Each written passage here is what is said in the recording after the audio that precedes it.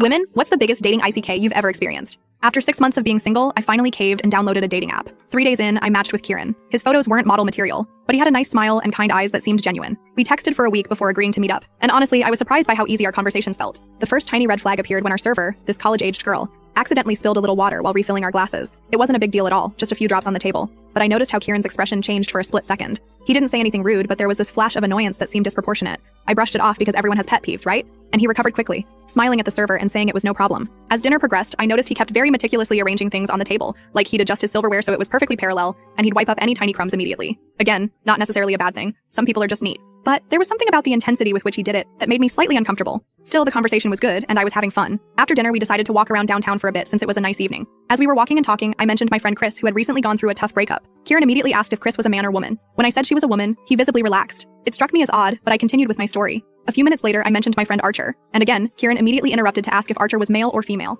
When I said male, he got this weird look and asked how close we were and if we'd ever dated. By this point, I was picking up on some possessive vibes, which was bizarre, given this was literally our first date. Still, I tried to give him the benefit of the doubt. Maybe he'd been cheated on before or something. We ended up at this little ice cream shop, and as we were waiting in line, my phone buzzed with a text. I glanced at it quickly. It was just my roommate asking when I'd be home, but Kieran immediately tried to peek at my screen and asked who was texting me so late. It was 8:30 p.m. I was starting to feel uncomfortable, but I didn't want to be rude, so I just casually turned my phone away and changed the subject. We got our ice cream and found a bench in the nearby park to sit and eat. The conversation turned to past relationships, and he started asking very specific questions about my exes, how many I'd had, why we broke up, if I was still in contact with any of them. When I tried to keep things vague, saying I'd had a few serious relationships that just didn't work out, he kept pressing for details. Then came the moment that made my skin crawl. He suddenly said, "You know, I actually looked you up online before our date. I found your Instagram and Facebook. I even drove by your workplace yesterday just to see where you spend your time." He said this so casually, like it was a completely normal thing to do, even adding that he liked to be thorough about people he was interested in. I felt my heart rate spike. This wasn't just an ick. This was downright creepy. I remembered that my address was listed on my Facebook. Stupid, I know. I changed that immediately after this, and I wondered if he'd driven by my apartment too.